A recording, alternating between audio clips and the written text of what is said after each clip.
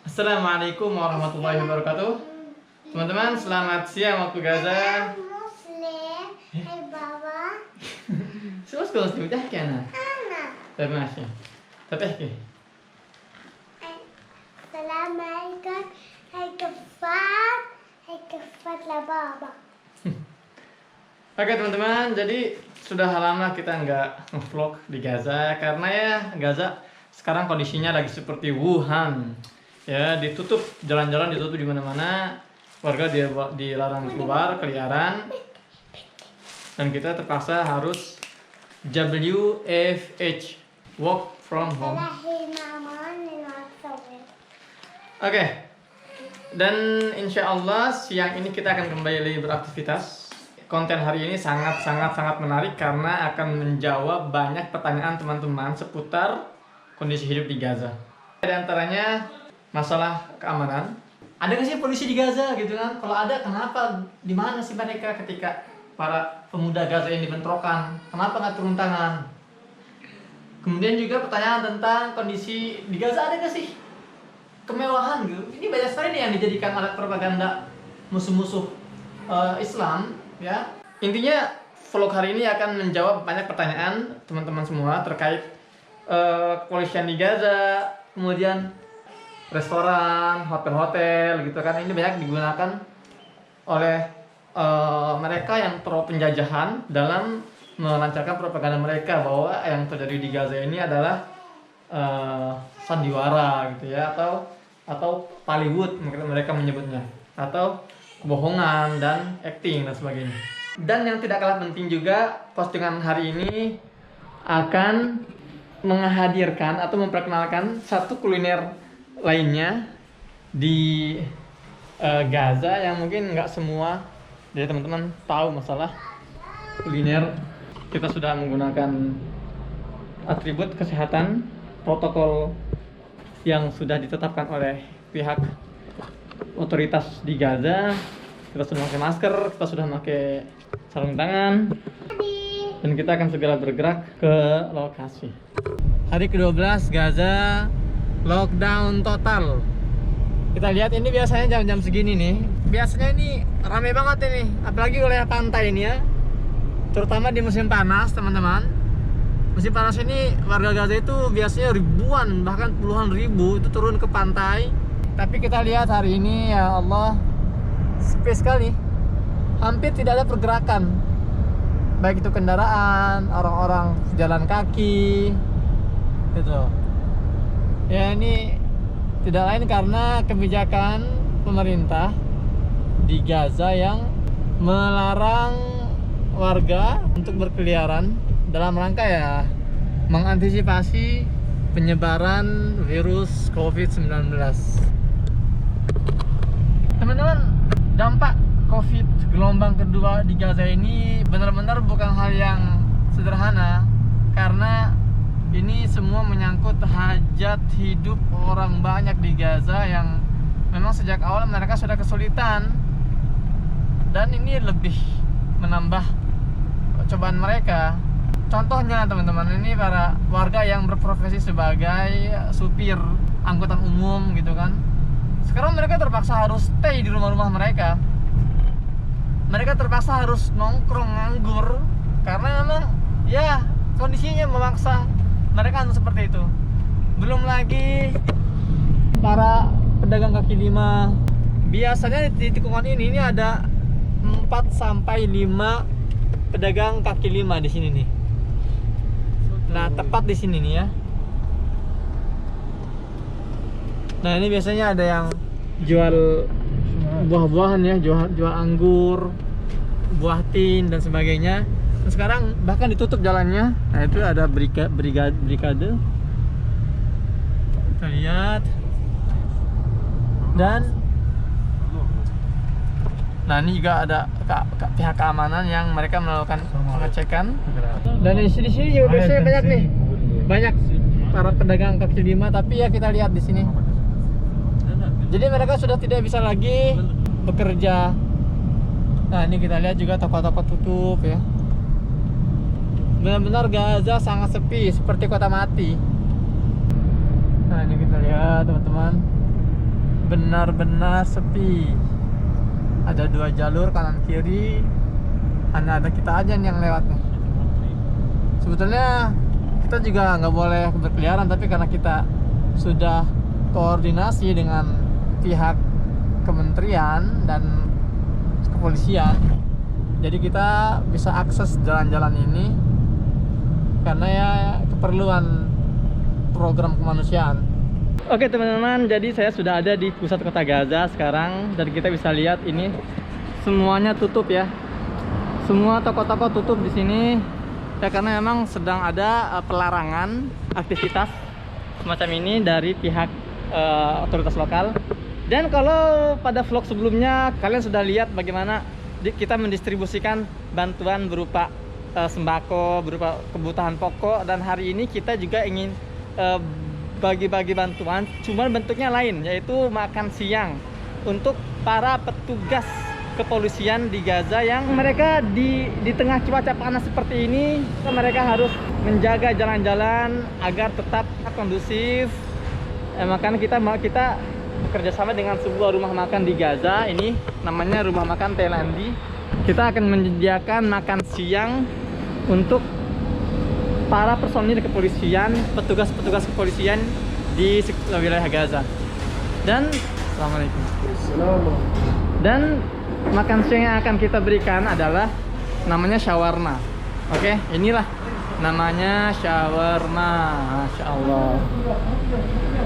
Jadi kalau di Indonesia ini teman-teman mungkin kalian menyebutnya dengan kebab. Fadhal bukan kamil. Takallah. Kalau di Indonesia kita nyebutnya kebab, tapi sebetulnya nama aslinya itu adalah shawarma. Ya, dan shawarma ini merupakan salah satu makanan tradisional di Gaza dan juga makanan cepat saji. Dan inilah yang akan kita sajikan siang hari ini untuk para petugas kepolisian di Gaza, Palestina. Nah, ini standnya.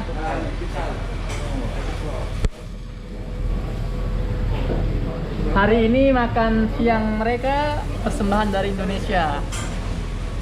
Oke, kita lihat bagaimana sih proses pembuatan shawarma ini. Masya Allah ya. Dan tentu para pegawai di sini semua menerapkan protokol kesehatan. Semua harus pakai masker ya, dan yang menyediakan makanannya harus menggunakan sarung tangan. Asyuf. ليش مش كفات هذا كفات كويس ya, jadi pakai plastik. كويس نعم. Oke, kita lihat step by step cara penyajian shawarma ini. Shawarma, setelah ini daging yang sudah dikira matang ya, sudah terpanggang, mereka suwir-suwir.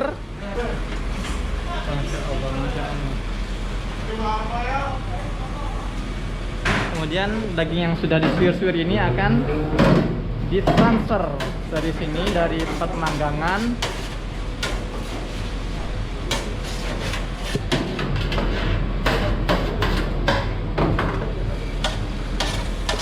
Masya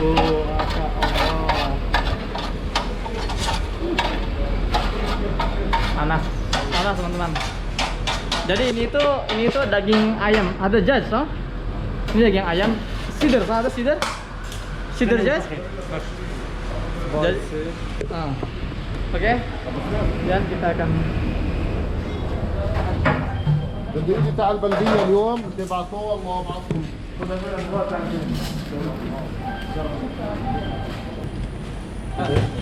Nah, jadi setelah تمام. ايوه ادم ايوه شو شويه بصل. طحينه. ما تعكس.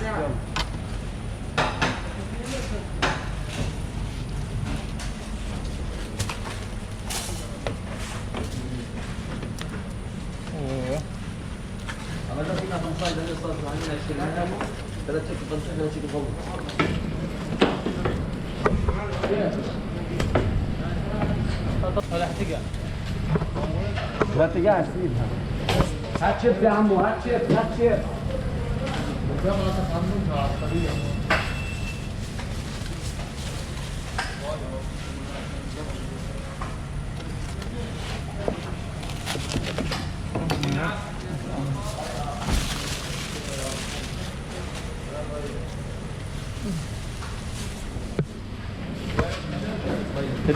shawarmanya sudah dibungkus.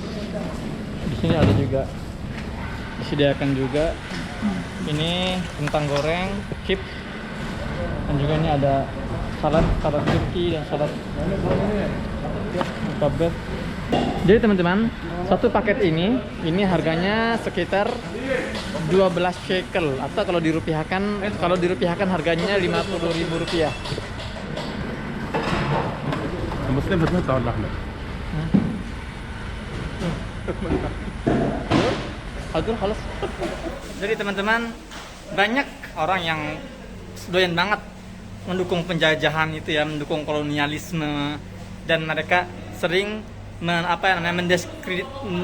mendiskreditkan warga Gaza yang dianggap bahwa semua yang terjadi di Gaza ini adalah sandiwara, dan mereka menamakannya Hollywood ya, sarkas gitu ya. Kan ada Hollywood, ada Bollywood, ada Hollywood mereka nyebutnya.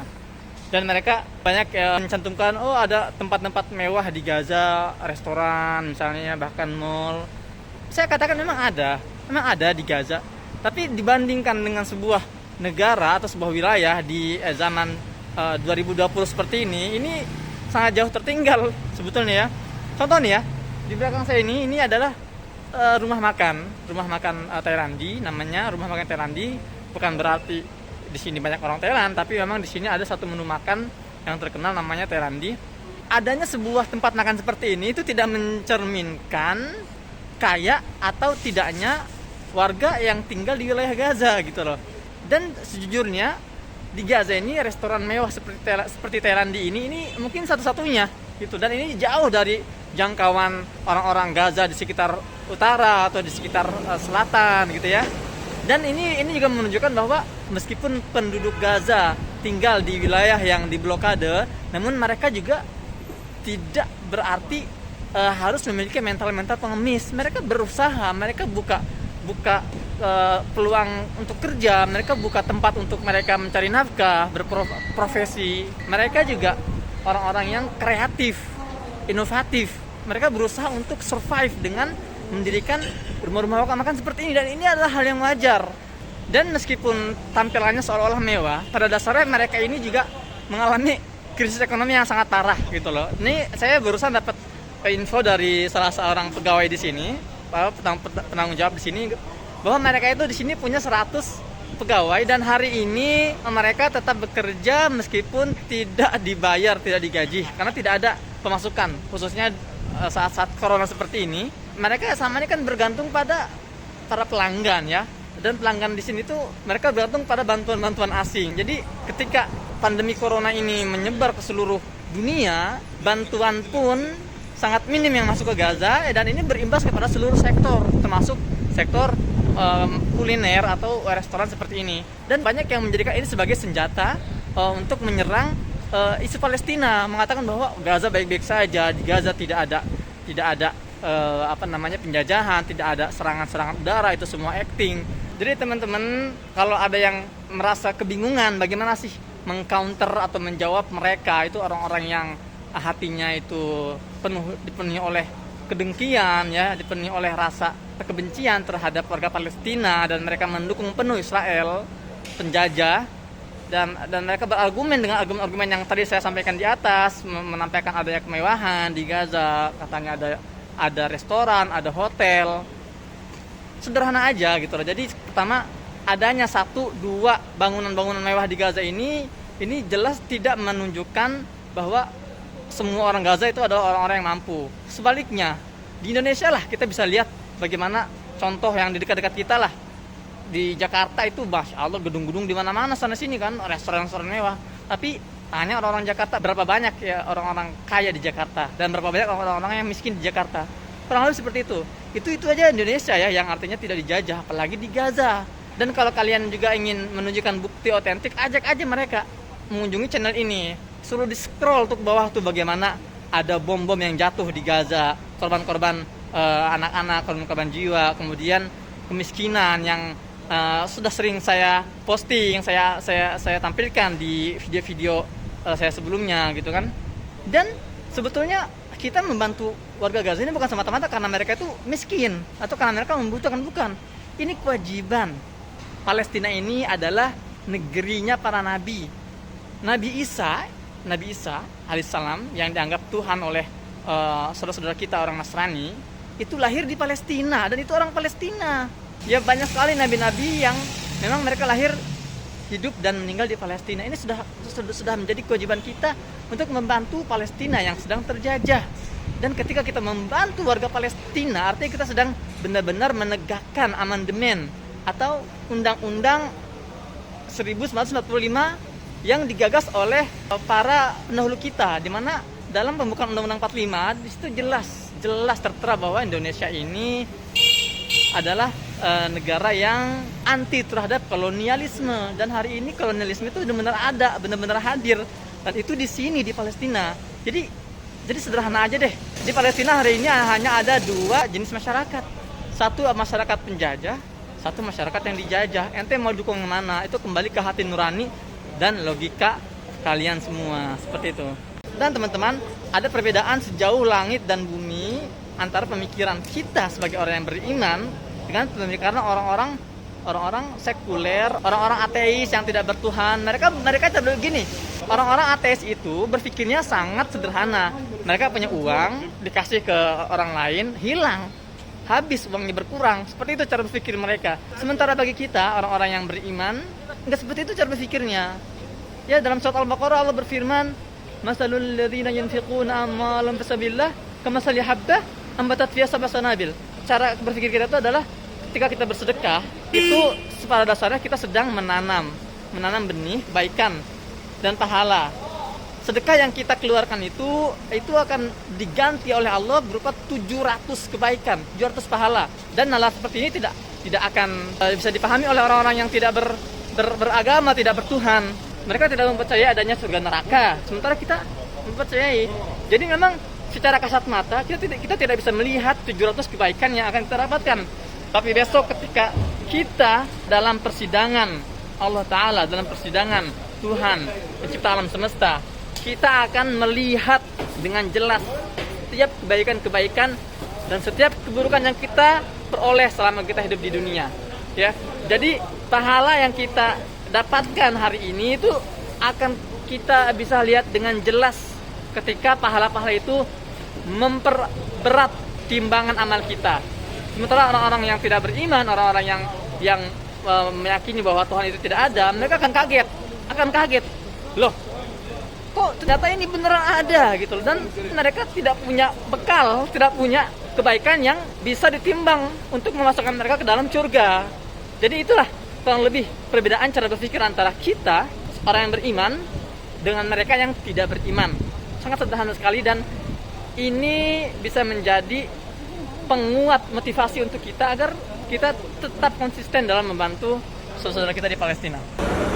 Oke teman-teman, karena kita akan berinteraksi langsung dengan para petugas yang akan menerima makan siang hari ini, jadi kita sudah mempersiapkan ini APD, alat pelindung diri, ya, sebagai usaha lah, itu sebagai bentuk preventif lah, pencegahan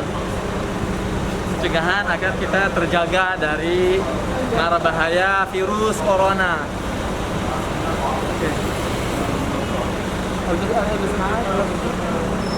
حتى من ناحية منظر إذا نصير شوف الفرق بين هذا وهذا. Oke teman-teman, sekarang kita akan langsung menuju ke TKP, ke sejumlah titik-titik pemeriksaan para polisi, para petugas yang sedang bertugas di sana. Dan ini akan menjawab pertanyaan kedua terkait di mana sih polisi-polisi Palestina ketika ada bentrokan di Gaza. Dan dalam prosesnya kita akan ditemani oleh salah seorang petinggi kepolisian di Gaza. Ya, karena memang ini urusan seperti ini tidak bisa kita lakukan tanpa adanya koordinasi terlebih dahulu. Karena ini adalah hal yang sensitif dan juga terutama di saat pandemi corona seperti ini. Jadi kita sudah mempersiapkan semuanya, kita sudah menentukan target, ya, pos-pos yang akan kita datangi, dan juga kita sudah menentukan waktunya. Oke teman-teman, langsung saja ikuti terus vlog hari ini.